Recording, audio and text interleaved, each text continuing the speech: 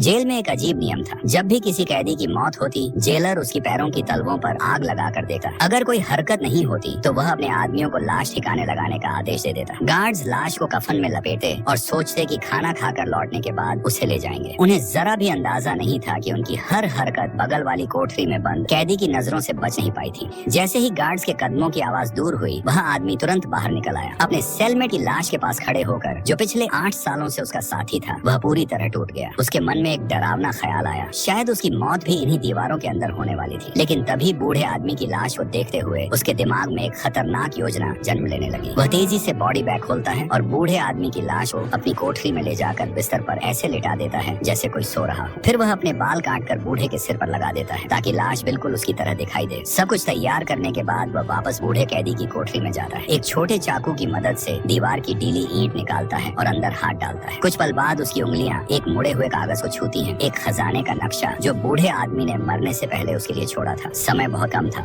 उसने नक्शा छिपाया और खुद को बॉडी बैग के अंदर सिल लिया। एक ऐसे आदमी के लिए जिसने ऐसा जुर्म करने की सजा काटी थी जो उसने कभी किया ही नहीं। यह उसकी जिंदगी का आखिरी मौका था, इस टापू वाली जेल से भाग निकलने का। गार्ड्स वापस लौटे। बैग के अंदर उसका दिल जोर जोर से धड़क रहा था। डर के मारे उसकी पीठ पसीने से भीग चुकी थी। उसे डर था कि कहीं गार्ड्स को कुछ शक न हो जाए। लेकिन किस्मत आज उसके साथ ही। दोनों गार्ड्स बिना ध्यान दिए उसे उठाकर जेल की छत पर ले गए। लाश पानी में न तैरे, इसलिए उन्होंने बॉडी बैग के साथ एक भारी लोहे का गोला बांध दिया। फिर वे उसे दीवार के किनारे तक घसीट कर ले गए और समुद्र में फेंक दिया। जैसे ही वह गहरे अंधेरे पानी में गिरा, एडमंड ने अपने छिपे हुए चाकू से बैग को फाड़ डाला। उसने अपने पैरों से बंधी लोहे की जंजीर काटी और पूरी ताकत से ऊपर चमकती रोशनी की ओर तैरने लगा। उधर जेल में एक गार्ड एडमंड का खाना लेकर उसकी कोठरी में पहुंचा। जब अंदर से कोई जवाब नहीं आया तो उसने दरवाजा खोला और डर से जम गया। बिस्तर पर वही बूढ़ा पादरी पड़ा था जिसे समुद्र की तह में होना चाहिए था। जब तक जेलर वहां पहुंचा और दीवार की डीली ईंटों के पीछे छिपी सुरंग को खोज पाया, तब तक बहुत देर हो चुकी थी। एडमंड एक बेहतरीन तैराक था। वह समुद्र पार कर चुका था। अब वह आज जा था। जैसे ही उसके पैर जमीन पर पड़े, वह आदमी जिसने 14 साल उस अपराध की सजा में बिताए जो उसने कभी किया ही नहीं, अब दोबारा जन्म ले चुका था और उसके दिल में अब सिर्फ एक चीज बची थी, भयानक बदला।